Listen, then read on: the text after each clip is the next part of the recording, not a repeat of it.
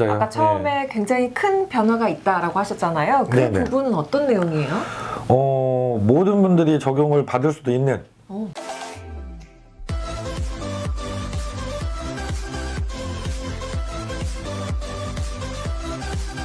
안녕하세요. 회생파산TV 김영용 법무사입니다. 안녕하세요. 아나운서 전지우입니다.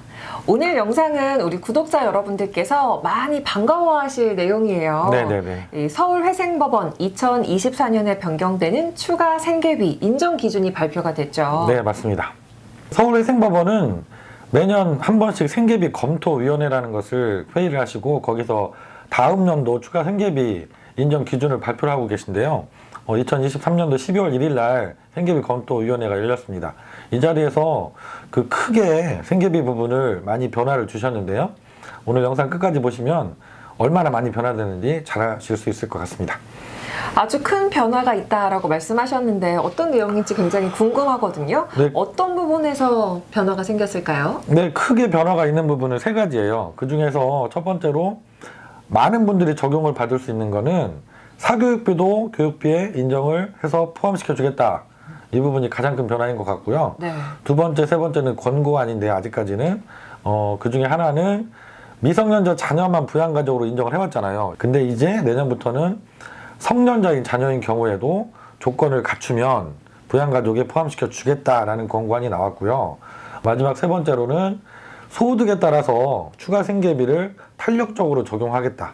특히 소득이 많으신 분들 같은 경우는 기존의 추가 생계비 이외에 더 많은 생계비를 추가로 인정해 줄 수 있도록 하겠다라는 권고안이 발표가 되었습니다.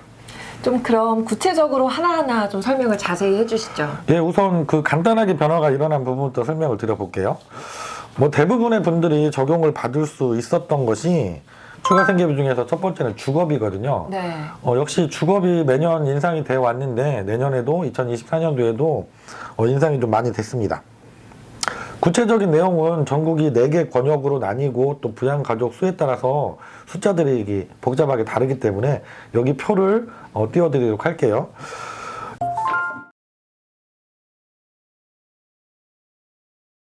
예시로 서울특별시 1인 가구 기준을 한번 말씀드려보면 추가 생계비로 인정받을 수 있는 한도가 2023년도에는 39만 8천 원 정도였는데 2024년도에는 47만 8천 원으로 8만 원 정도 인상이 됩니다. 마찬가지로 다른 지역도 비슷한 비율로 인상이 되는 걸로 발표가 되었어요. 그래서 그 월세로 거주하시는 분들은 2024년도 신청하실 때 추가 생계비, 주거비를 꼭 놓치지 않고 신청하시면 좋을 것 같습니다.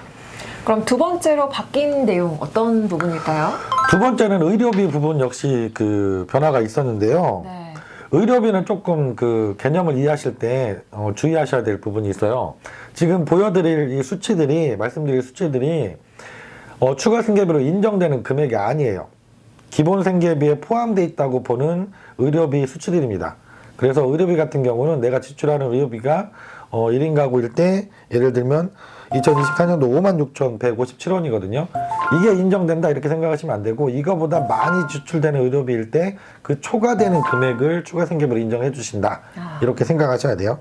그래서 내가 평균적으로 매달 15만 6천 원 정도 의료비를 지출하고 있는 분이라고 했을 때 거기서 기본 생계비에 포함되어 있다고 보는 5만 6천 원 정도를 빼고 10만 원을 추가 생계비로 요청할 수가 있는 거죠. 그래서 이 수치를 보시고 내가 평균적으로 지출하는 의료비를 계산해 보시면 이 금액을 초과하는 금액만큼 인정된다 이렇게 이해하시면 될 것 같습니다. 말씀해 주신 이 두 가지는 아주 큰 변화가 있는 건 아닌 것 같은데요. 네, 맞아요. 아까 처음에 굉장히 큰 변화가 있다라고 하셨잖아요. 그 네네. 부분은 어떤 내용이에요? 모든 분들이 적용을 받을 수도 있는 자녀를 키우신다면 네. 부분인데요. 교육비입니다. 교육비. 교육비가 전에는 공교육비하고 특수교육비만 추가 생계비로 인정을 해줬거든요. 네. 근데 사실은 우리가 공교육비에 지출하는 금액보다 훨씬 많이 지출되는 게 있죠. 사교육비. 그렇죠. 사교육비죠. 법원도 이런 현실을 잘 이해를 하시고 이번에 사교육비도 공교육비하고 똑같이 차별 없이 교육비로 인정을 해주겠다고 발표를 하셨습니다. 이건 바로 내년 2024년 1월 1일부터 바로 적용이 되는 겁니다. 그래서 그 인정 금액도 상향을 해주셨어요. 2023년도 올해까지는 15만 원을 한도로 인정을 해주셨던 것이 2024년부터는 미성년자 1인당 18만 원까지 사교육비를 포함한 모든 교육비가 추가 생계비로 인정을 받을 수 있게 바뀌었습니다. 말씀을 들어보니까 이렇게 사교육비를 추가 생계비로 인정하는 건 현재 이 현실을 잘 반영한 조치인 것 같은데요. 그럼 다음으로 또 큰 변화가 뭐가 있을까요? 예, 다음에 이제 권고안인데요. 이 부분도 많은 부분이 혜택을 보실 수 있는 부분일 것 같아요. 종전에 그 부양가족 인정 기준이 미성년자 자녀인 경우에 자녀들은 부양가족으로 인정을 해줬어요.